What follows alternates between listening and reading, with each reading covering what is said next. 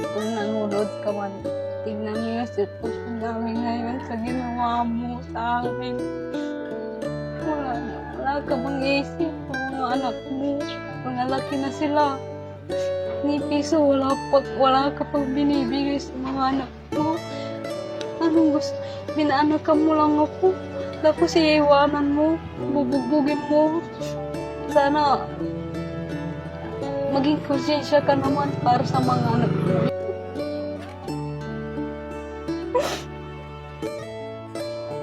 Kaya mo yan. Naku, bukod sa bigas, may tutulong din ako sa'yo. Ha? Bigyan kita 10,000. Salamat, sir.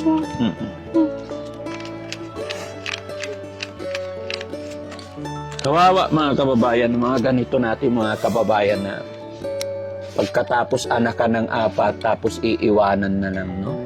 Hindi na nakonsensya. Kamay mo, anak. 1. Hello po. Magandang umaga po. Kumusta, Nay? Pasok po kami. Puro malapit. Kumusta po kayo, Nay? Puro malapit sa... Ba't walang short yung bata? Lagyan ng short. No, kasi magkaka-violation tayo. Mga kababayan, mga kabarangay, magandang umaga po sa atin lahat. Ayan, kumusta po kayo? Mga kababayan, ang Team Daddy Frankie nandito po ngayon sa Barangay Patakbo, Basista, Pangasinan.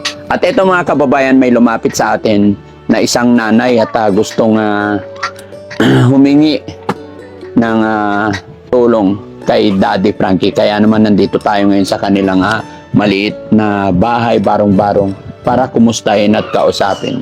So, Nay, kumusta po kayo?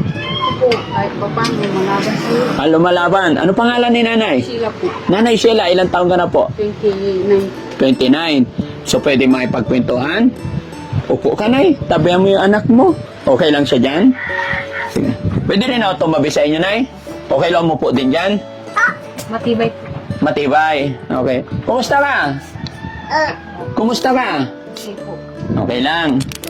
Ang hanap buhay mo, Minsan nakikibala po ng mais. nakikibala. Opo. Minsan nakikilabada rin ako para sa may pamboy at sa mga anak ko. Ilan ba anak mo? Apat. 4. Ito yung bunso. Ay, ba't ka umiiyak na? Oo, sa mga anak ko. Awa ko sa mga may gusto silang bilhin, hindi ko maibigay. Kaya naghahanap buhay ako para maibigay ko yung mga pagkain nila. Bakit? Nasaan ba asawa mo? Kaya asawa sa iba. Dapat na 4 months na pinagbubuntis ko to, yun, nag-asawa. 4 na, nung time na buntis ka, 4 na buwan pa lang sa tiyan mo, Opo. nag-asawa siya na iba. Opo. Bakit? Ano nangyari? Hindi ko po alam na nakiki-ano lang kami sa bahay ng biyanan ko. Nakikitira lang kami sa kanila doon sa Bulacan. So, nung nalaman ko na mali na pala yung pinatatago nila na may kausap sila ng bagong manugang nila. Ayun, pinatago na hanggang sa sir, na, ayun, nag-isip ako na uuwi na ako. Tinawagan ko si nanay ko, umutang ng pera para pamasahin namin 3 ng mga anak ko. Ngayon, umuwi kami dito. Kaya dito kayo ngayon nakatira. Opo. Paano mo binubuhay yung mga anak mo ngayon? Minsan po, binibigyan kami ng pagkain ni nanay ko. Nakikilaba lang din siya. Ay, yung nanay mo nakikilaba din. Opo. Tapos ikaw minsan labada rin. Opo. Ilan taon ang panganay mo? 11 years old. Tapos pangalawa, 10 years old. 10 years old. Pangatlo, 9 years old. 9. Magto 2 years old nila. Magto 2 years old na. Opo. Asan na yung asawa mo ngayon? Hindi ko, wala na po akong balik. Wala ka ng balita? Mula noong umalis ka doon sa inyo, na umuwi ka dito, Wala na hindi na siya nagparamdam sa inyo? Hindi ka man lang nanawagan sa kanya para sa anak nyo na lang, kahit supportan? Kinulit ko siya nung kailan nung alam ko pa yung number niya, yung wala pang register na ng Oo. Ngayon, tinawagan ko. Magbigay ka naman ng para sa mga anak mo. Wala akong maibibigay sa akin. Kasal ba kayo? Hindi po, sir. Ay, hindi kayo kasal. Pero kahit na, bilang Yung piso wala akong binibigay.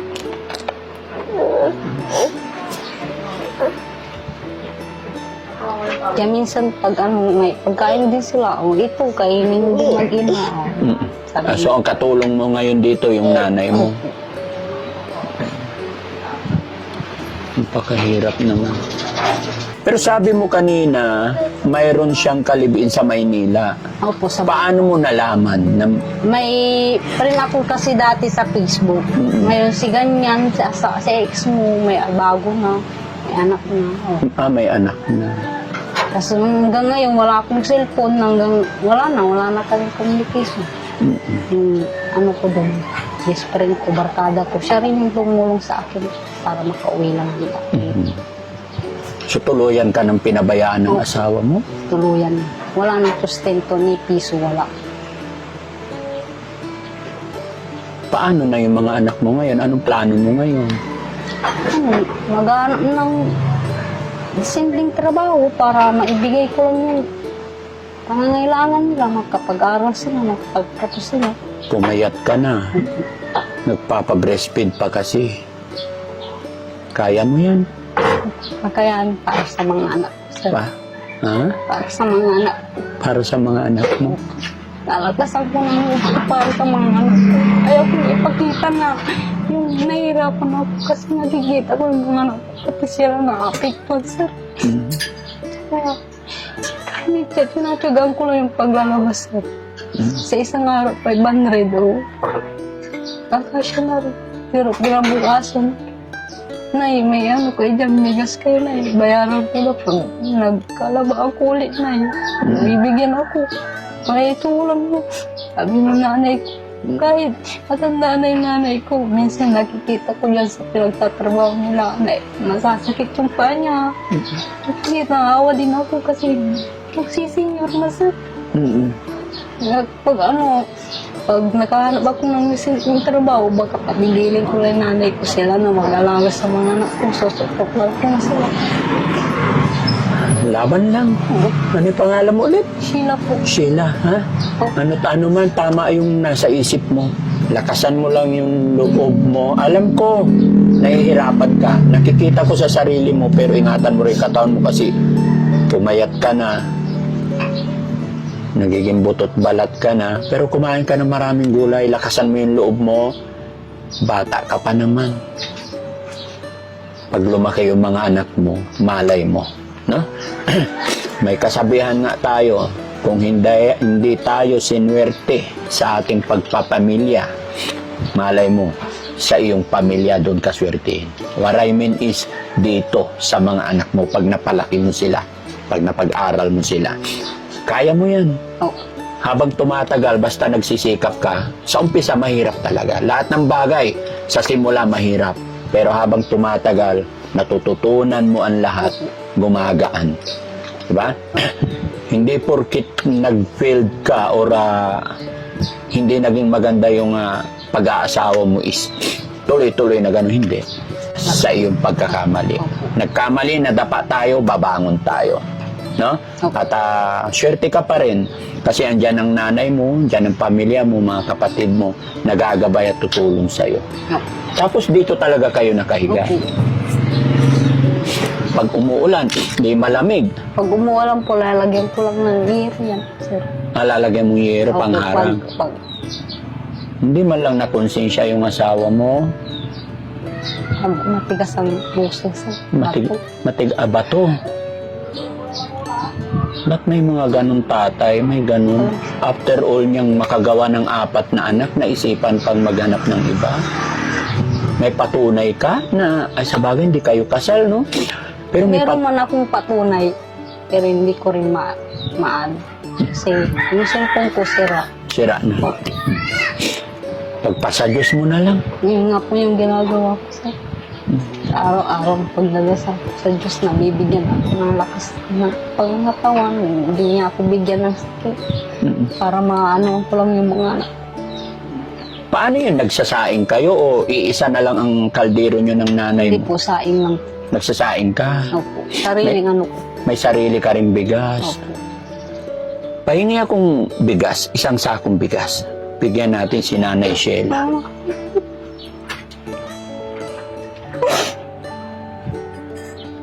Kaya mo yan. Salamat.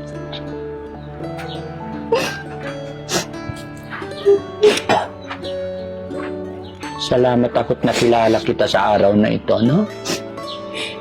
Nakakaawa mga kababayan kasi kung makikita ninyo yung bahay niya, dito lang sila nakatira. 4 ang anak. Tapos ito. Okay, sana kung kasama, naintindihan na natin mga kababayan yung hirap ng buhay dahil nandito na yan. Pero kung kasama sana ang asawa niya kahit mahirap, kayang-kaya. Malalagpasan. Basta nandyan may kaakibat yung asawa, di ba? Dahil silang dalawang Kaya lang, hindi ko alam bakit may mga ganong tatay, no?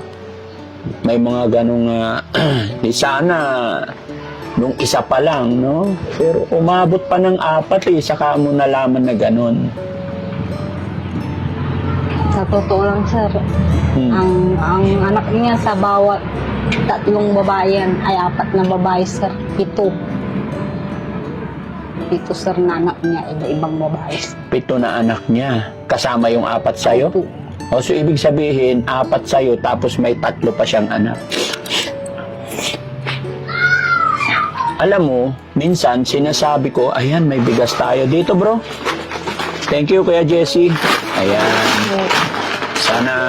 Sana makatulong, no? Minsan talaga, pag may nakikita akong ganitong problema, sinasabi ko sa kanila gawan ng paraan para magsama, magbalikan. Dahil iniisip namin is yung mga bata.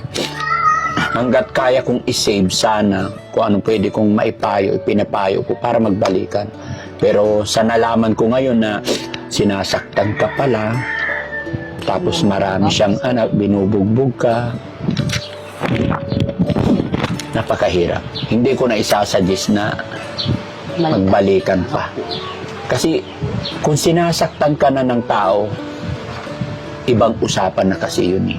Sinasaktan ka ng asawa mo, ibang usapan na yun.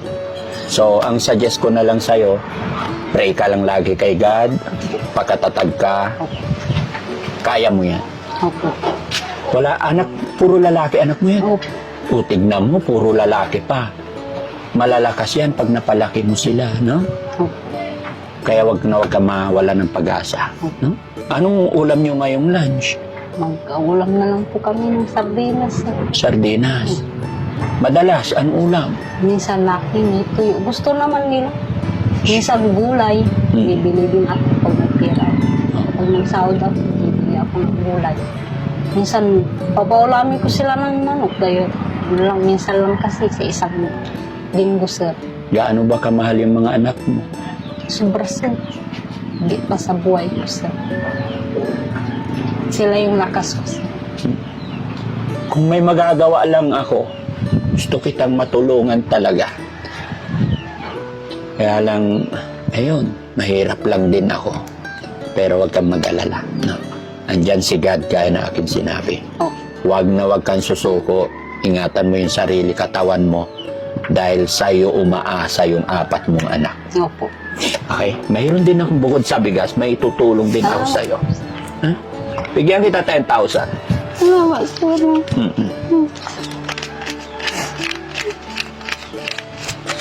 Kawawa mga kababayan, mga ganito natin mga kababayan na pagkatapos anak ka ng 4, tapos iiwanan na lang, no? Hindi na nakonsensya. Yung kamay mo, anak. 1, 2, 3, 4, 5, 6, 7, 8, 9, 10,000. Salamat, sir. Salamat. Bibili ko na, bibili ako na ng laro ng mga anak. Basta, pakaingatan mo yung perang yan. Pakaingatan mo yan. Sipin mo yung future ng mga anak mo, kung anong kailangan ng mga anak mo, vitamins ng mga anak mo, para hindi sila magkasakit. Pati ikaw, mag-vitamins ka. Mas malaki ang problema pag nagkasakit ang mga anak. Salamat, sir. Pakaingatan. Bihira magkaroon ng blessing sa hirap ng buhay ngayon. Sana mabalikan pa kita. No? Pagkatatag ka lang. Yung mensahe ka pa ba sa asawa mo? Mapapanood niya ito. Kung nanonood ka man, tingnan niyo yung sitwasyon namin ngayon sa ginawa mo sa amin. Wala ka bang isip sa mga anak mo? Malalaki na sila. Ni piso wala pag wala ka pang binibigay sa mga anak mo. Anong gusto? Tinaanakan mo lang ako. Tapos iiwanan mo. Bubugugin mo. Sana maging konsensya ka naman para sa mga anak mo. Yun lang yung gusto ko sabihin. Kustempan lang sila. Sa pang-araw-araw nila. Ayos na yun sa akin.